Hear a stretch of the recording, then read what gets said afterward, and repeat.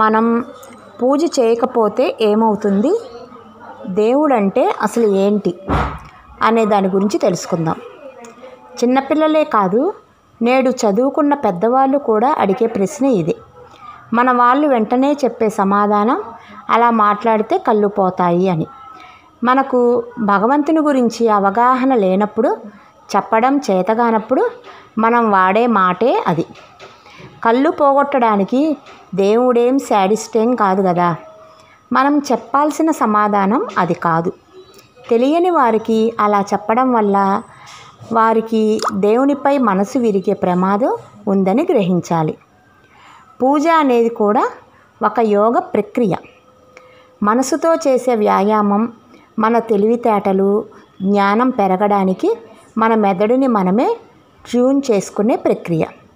దీప ప్రజ్వలనం అనేది త్రాటకం అనే యోగ ప్రక్రియ. రోజు ఓ 3 నిమిషాలు నూనె దీపాన్ని తదేకంగా చూస్తే కంటి జబ్బులను అరికట్టవచ్చు అని పెద్దలు చెప్పిన మాట. ఏదైనా కష్టమైన మంత్రాన్ని ఓ 11 సార్లు జపిస్తే నాలుక మొద్దుబారదు. అది నాలుకకు ఎక్సర్సైజ్.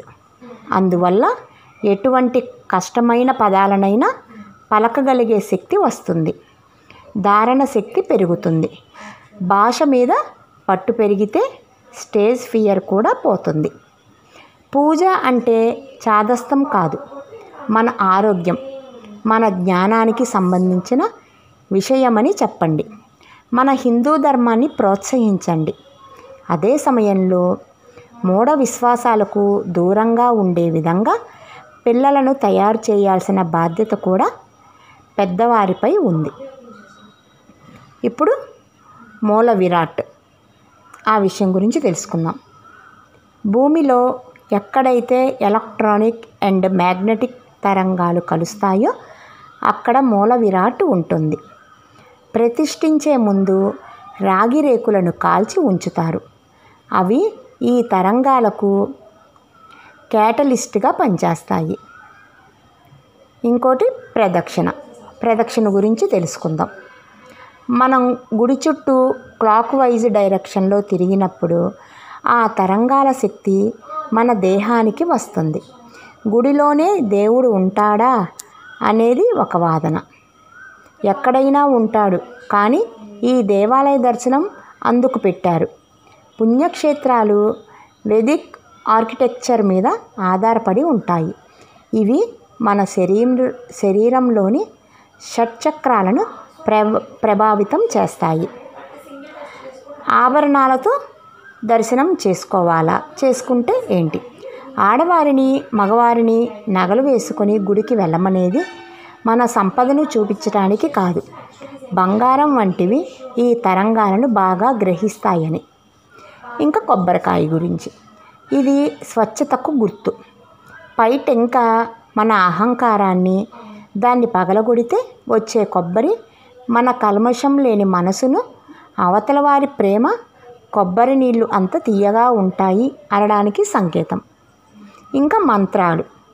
ఉదాహరణకు మనం ఒక ఫోన్ నెంబర్ గుర్తుంచుకోవాలి అంటే 96 26 అలా ఒక పద్ధతిలో అమరుస్తాం. అంటే మనకి తెలియకుండానే న్యూరన్స్ని యాక్టివేట్ చేసి డేటాను నిదానిస్తున్నాం.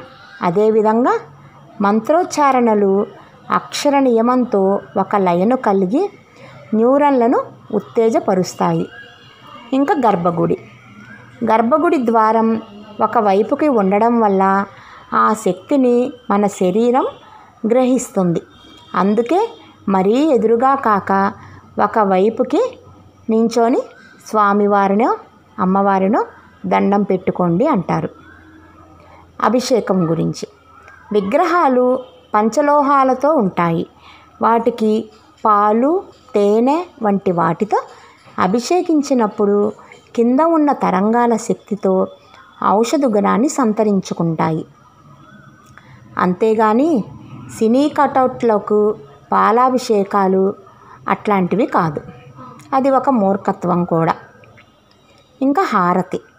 పచ్చకర్పూరానికి ఎన్నో ఔషధ గుణాలు. హారతి తీసుకునేటప్పుడు ఆ వెచ్చదనాన్ని మన కంటికి తగిలేలా చేయాలి.